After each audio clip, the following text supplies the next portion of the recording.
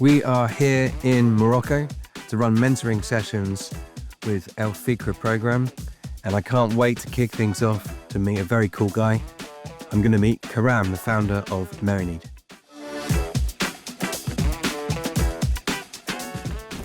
Before I hear about your business, I want to know, when was the first time you remember that you wanted to be an entrepreneur, that you wanted to set up your clothing business? You sent me back to 2018. Okay. I used to work, as a HR consultant. It was my first job after I graduated in the university. And after 1 or 2 years, I started really hating my job. And that 9 to 5, I know it sounds cliche, but that was the reality. So then I was like, it was like a reality check when I took a step back and I was looking at my life and I didn't really like it. So I was like, I gotta do something different. So are there any other entrepreneurs in your family? Did you have anyone to learn from, or are you the first? Actually, my late father was into restoration. He had different restaurants. Uh, so I guess that was what inspired me, even though he passed away when I was 8. So I didn't learn much from him. But I guess it's in the genes, I would It's say. in your blood. Exactly. Yeah. Yeah. So tell us about the business. Tell me all about your brand. Actually, it's a Moroccan clothing brand. It's a streetwear, I would say. My audience is between the age of 18 and 35, 40 maximum. People who are more into streetwear clothing, modern stuff, things that they wouldn't find easily in Morocco. So I get inspired from you guys. In the UK, you have many emerging and big brands that do the same thing. So you've got 4 of you in the team. Yeah. You've been running for 4 years. Yeah, somehow, yeah. Okay, I want you to imagine we've got a magic wand. Okay, like Harry Potter? Yeah. Like that. We're gonna wave the magic wand, and then tomorrow you wake up and your business is running exactly how you want it to run. All right. What does it look like? What does it feel like for you? I would say having a stable, reliable production. I would say thousands of pieces every day coming in, new drops every week, having multiple stores across Morocco, big cities, probably doing e-commerce like in here, and also outside of Morocco, mainly Europe, UK, Canada, US. If I had a magic wand, though. Okay, I love that. We're gonna take over the world together. Karam, and it starts here today. We hope so. Let's do that.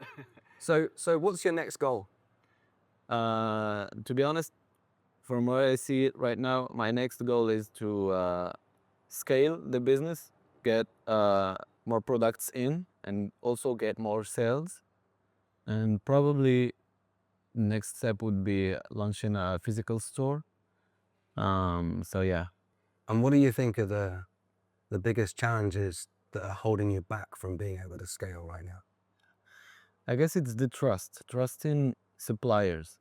Because when you go to a new suppliers and you go with a sample and you want them to make that for you, they promise you the world and then they don't give you that. So it's always like that. They are like, we're gonna give you the best quality you could find in the market and the best price and stuff.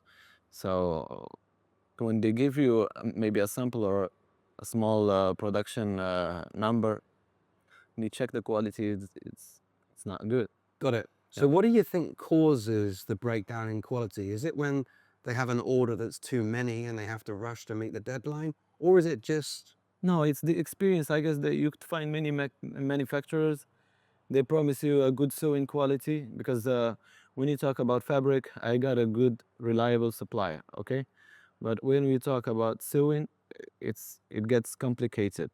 And to find people who have this kind of mastery and have years of experience is very, very difficult. And then again, if you want like uh, international standards, you have to go to big companies, and then they want big quantities. They still didn't get there yet. Yeah. So I go to small workshops, like I would say 20, 25, 30 people. They could do the job, but it's not always perfect. So if you want a good, excellent production, you have to go to big companies. Then it's quantity problems. Yeah. So It's a higher volume. exactly. Okay. Yeah. Tell me about pre-sales. Have you experimented with pre-sales? Actually, at first, we used to work with, I would say, fake photos. Like it's mock-ups, I would say. You just post them and you advertise them and you see if there is demand, if there is appreciation towards your product, then you produce. I would say it's kind of a preset. It's to test the waters. But today, I just trust my gut. I make a design, I produce, and they just go. Yeah. And it works. Okay, it works. Yeah. Okay, so there's a few things that go through my mind that might help. The first one is about enrollment. What I mean by enrollment is deepen your connection with the supplier. Yeah. So we might say things to them like this. We might say, hey, the truth is, I'm really sorry. I haven't given you enough information to be able to make my quality product all the time, to be top quality. And I want to help you be rich.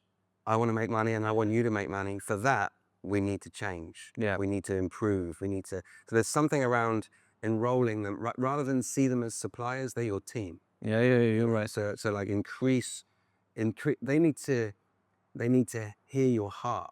You're right. You know what I mean? So you need to, when you have conversations with them, you need to look into their soul. You need to go, hey, this is, if you want to be part of the best streetwear brand in Morocco, because that's what I'm creating. Yeah. And there needs to be no doubt in their mind. Yeah. So what you're doing is, instead of you getting like a 5 or 6 out of 10 commitment from them, every time they meet you, they go, wow, this guy is so inspiring. Yeah. This guy is so strong. We don't want to upset him. Yeah, you're right.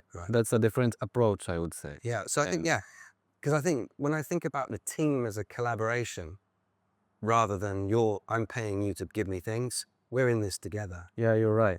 So that's my first thought is enrolling them in the vision of your business. And every time they come into contact with you, they go, oh, wow, this guy's great.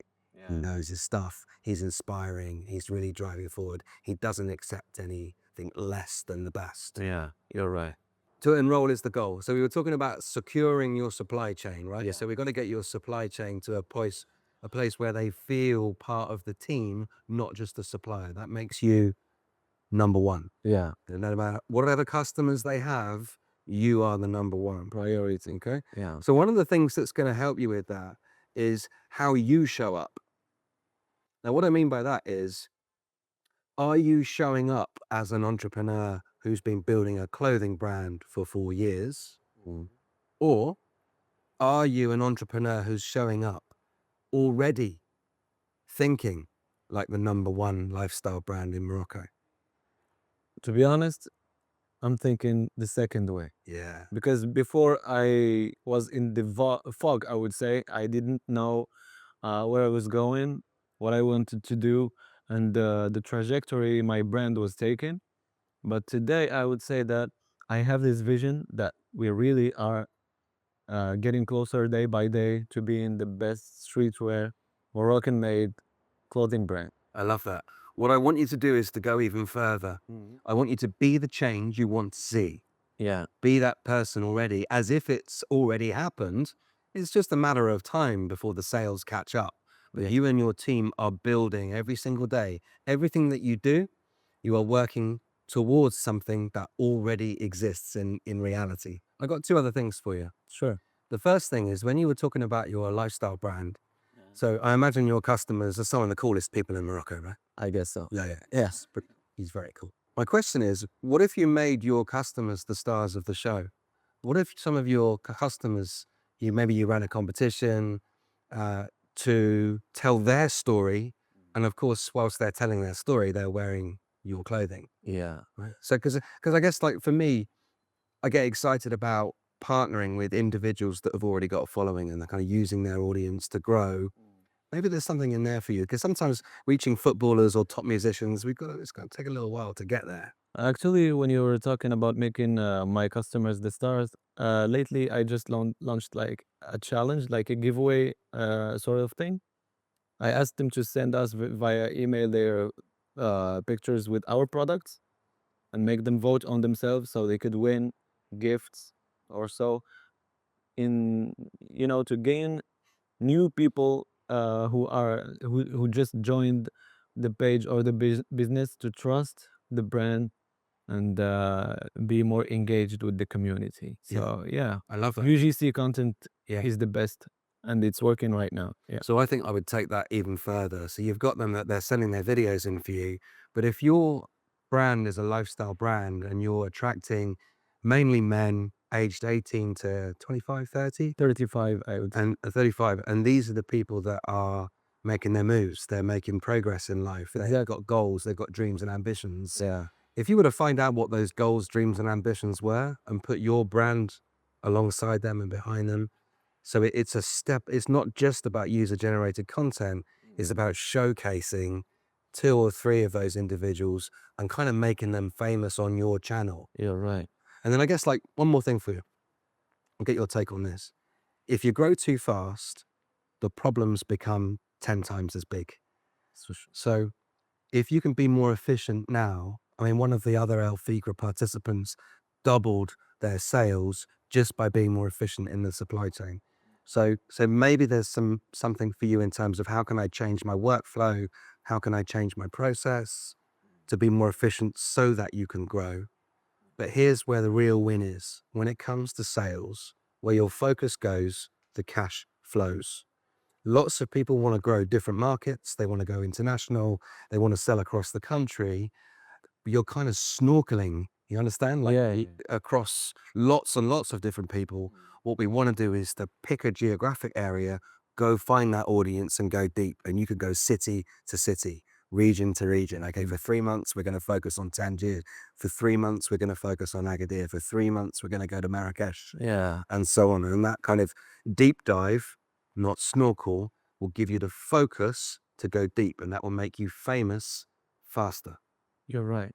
Because when you actually focus on many things at the same time, you just are not focusing really. So here's the thing. Some people watching this Hmm. are going to be potentially your customers, right? Yeah. So in a minute, I'm going to ask you like for the Instagram address, website addresses, and just so that they can find you. But first, I'm looking at your polo shirt here. And one of the conversations that we had earlier Yeah. was the polo shirts that I buy, the collars are too big, right? So these are famous brands, by the way, and I'm not going to mention them because we're only talking about your brand today. Yeah. And the collars on the thing turn up. So I look like a clown. Like I go for meetings and I've got collars on my shirt that are doing this, but yours don't. So I'm going to commit to everybody watching. I'm going to buy his clothing. Thank It you. may not be his target audience. I'm slightly out of the age range, but only just. And so I'm excited for that for you. But where can people go to find out more information about your brand if they want to check out your clothing? Yeah. Where they go? You can find it either on my Instagram page, which is Merinid store, or on the website www.merinid.com. You can shop there and you get your order next day. Very good. Good sales pitch. Merinid.com. There's where we go to get the stuff. Exactly. Okay. So final question for you. Sure. If your business was an animal, which animal would your business be? It's gonna be a horse. A horse. Yeah. Oh, why do you choose a horse? Because it's refined, it's elegant, strong. Um, it's a symbol of perseverance. The horses are respected, valued, and that's my a customer's avatar. They're proud people, invested, who want to make things happen. So yeah, That is the best answer I've ever had to that. thank you, appreciate it, man.